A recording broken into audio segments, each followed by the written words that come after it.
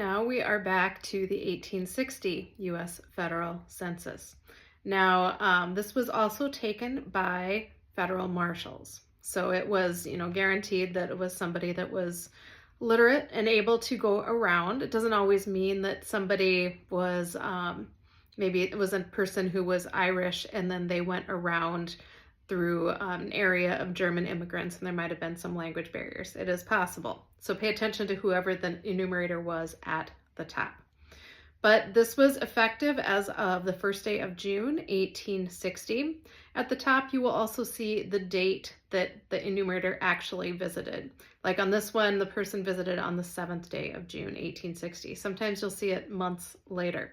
Archives.gov is also a great place to see which censuses are missing because there are some that do not survive in addition to the 1890 census, but individual locations like for the 1860 census, some places were listed that do not survive, like some spots in Mississippi, Hancock County, Sunflower, Tallahatchie, and Washington counties, along with some spots in Texas, Louisiana, and Florida. So check that out.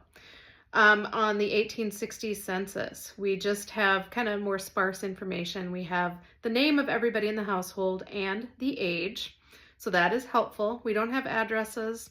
We have occupation for anybody over 15 years of age. And then now we get into the thing where you have to kind of read between the lines a little bit. So we have value of real estate, meaning land. And then since it's 1860 in the South, we also have value of personal estate, which often would mean enslaved people. So if you see a high amount of money there, then I would recommend you try to look into probate records, any kind of like land records, estate settlements, anything, and slave sales that you can find to indicate if they owned individuals. There's also an 1860s slave schedule too that you can find, and to see what happened to those individuals.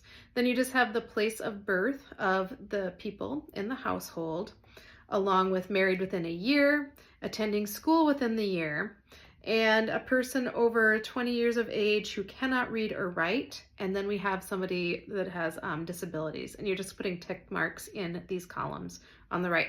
So kind of more sparse information, and don't assume that it's automatically a family unit because it may not be.